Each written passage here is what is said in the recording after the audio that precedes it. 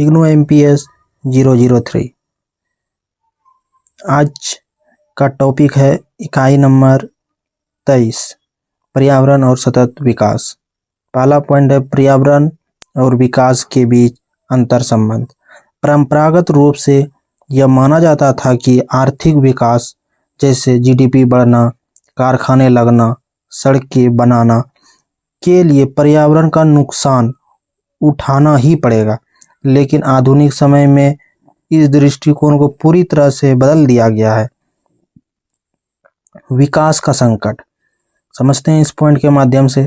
अंधाधुंध औद्योगिकीकरण, वनों की कटाई और प्राकृतिक संसाधनों के अत्यधिक दोहन ने जलवायु परिवर्तन, प्रदूषण और जैव विविधता के नुकसान जैसी गंभीर समस्याएं पैदा कर दी है। परस्पर निर्भरता, पर्यावरण और विकास एक दूसरे के विरोधी नहीं बल्कि पूरक है। बिना स्वच्छ पर्यावरण और सुरक्षित प्राकृतिक संसाधनों के कोई भी आर्थिक विकास लंबे समय तक टिक नहीं सकता। इस प्रकार हम लोग समझते हैं कि पर्यावरण और विकास के बीच किस तरह अंतर संबंध है। विकास का संकट, हम लोग अंधाधुंध सिर्फ अगर विकास ही करते जाए तो पर्यावरण क्या होगा, दूषित होगा, जिससे कि वह विकास जो है हमारा लंबे समय तक टिका हुआ नहीं रहेगा। परस्पर निर्भरता से भी हम लोग समझ सकते हैं। तो चलिए हम लोग अब नेक्स्ट पॉइंट की ओर आगे बढ़ रहे हैं। नेक्स्ट पॉइंट है सतत विकास की अवधारणा। परिभाषा जो है ब्रंटलैंड रिपोर्ट 1987 के अनुसार सतत विकास वह विकास है जो वर्तमान पीढ़ी की आवश्यकताओं को इस तरह पूरा करता है कि भविष्य की पीढ़ियों की अपनी आवश्यकताओं को पूरा करने की क्षमता से समझौता ना हो। सरल शब्दों में कहे तो संसाधन का इस तरह सोच समझकर उपयोग करना ताकि वे आने वाली पीढ़ी के लिए भी बचे रहें और पर्यावरण को नुकसान ना पहुंचे। मुख्य स्तंभ सतत विकास के 3 मुख्य आयाम हैं: आर्थिक आयाम, सामाजिक आयाम और पर्यावरणीय सुरक्षा।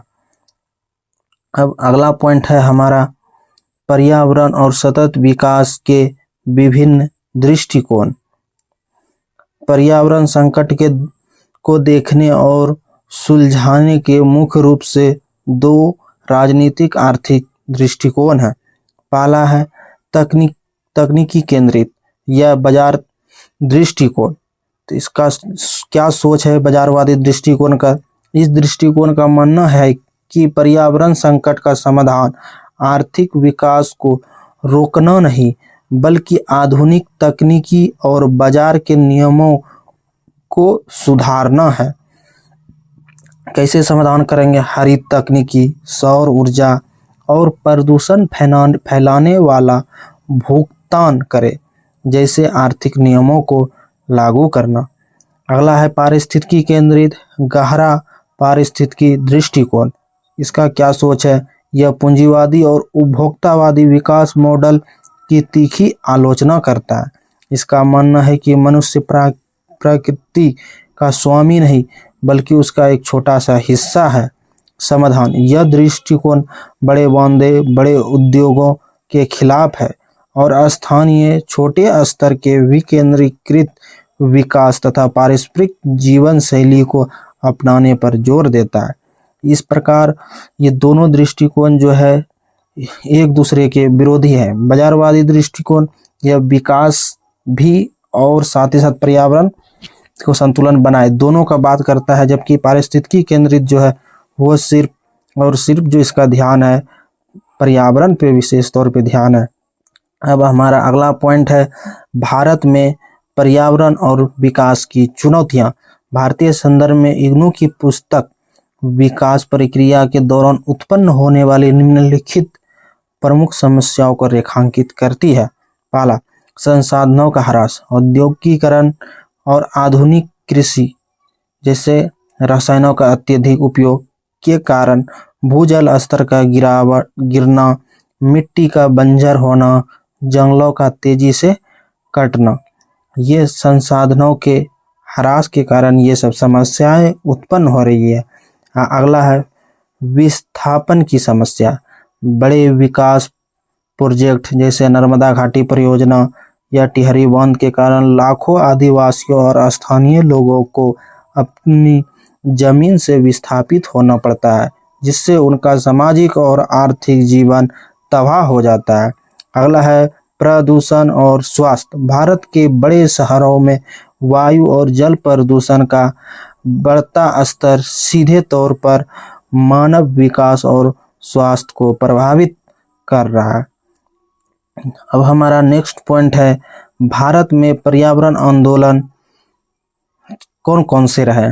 तो सबसे महत्वपूर्ण और बड़ा चिपको आंदोलन 1973 का उत्तराखंड में वनों की अंधाधुंध कटाई को रोकने के लिए स्थानीय महिलाओं द्वारा पेड़ों से चिपक कर किया गया आंदोलन। यह पर्यावरण और आजीविका के संबंध को दर्शाता है।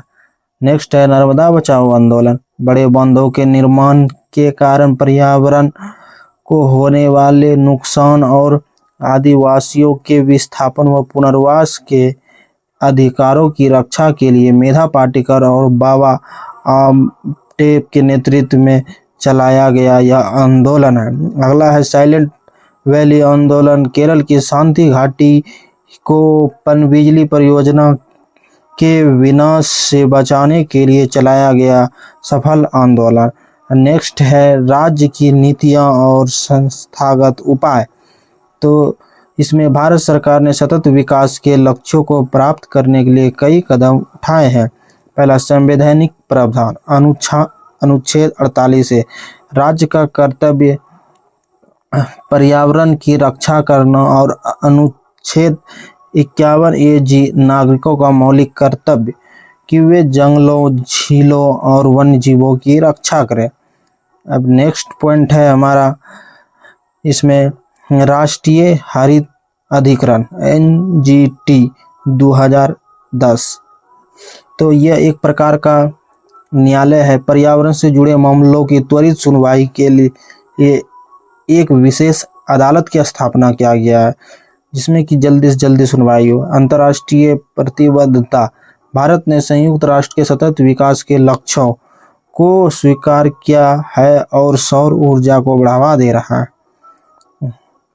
अब इस प्रकार हम देखते हैं कि किस तरह भारत में पर्यावरण से संबंधित सुरक्षा के लिए कदम उठाए गए। धन्यवाद।